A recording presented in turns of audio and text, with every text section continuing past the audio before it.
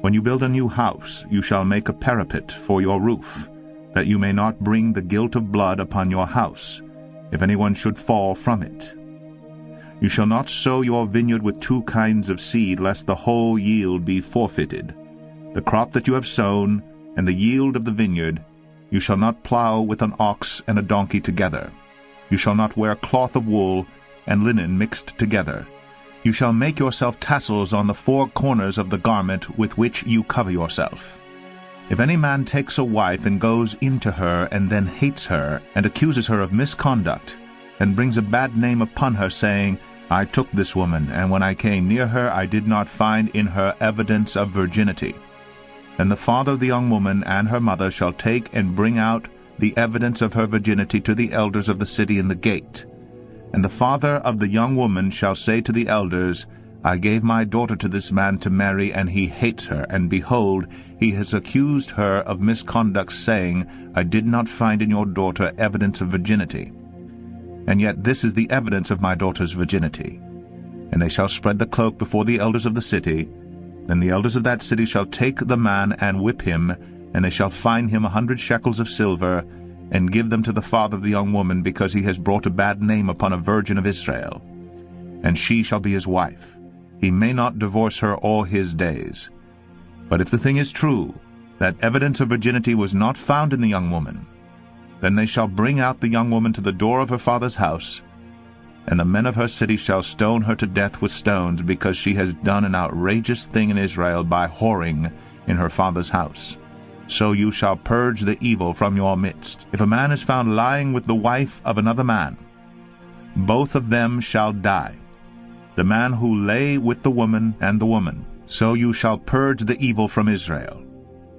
If there is a betrothed virgin, and a man meets her in the city and lies with her, then you shall bring them both out of the gate of that city, and you shall stone them to death with stones, the young woman because she did not cry for help though she was in the city, and the man because he violated his neighbor's wife. So you shall purge the evil from your midst. But if in the open country a man meets a young woman who is betrothed, and the man seizes her and lies with her, then only the man who lay with her shall die. But you shall do nothing to the young woman. She has committed no offense punishable by death. For this case is like that of a man attacking and murdering his neighbor, because he met her in the open country, and though the betrothed young woman cried for help, there was no one to rescue her. If a man meets a virgin who is not betrothed, and seizes her, and lies with her, and they are found, then the man who lay with her shall give to the father of the young woman 50 shekels of silver, and she shall be his wife, because he has violated her. He may not divorce her all his days. A man shall not take his father's wife, so that he does not uncover his father's nakedness. Deuteronomy 23. No one whose testicles are crushed, or whose male organ is cut off, shall enter the assembly of the Lord. No one born of a forbidden union may enter the assembly of the Lord. Even to the 10th generation none of his descendants may enter the assembly of the Lord. No Ammonite or Moabite may enter the assembly of the Lord.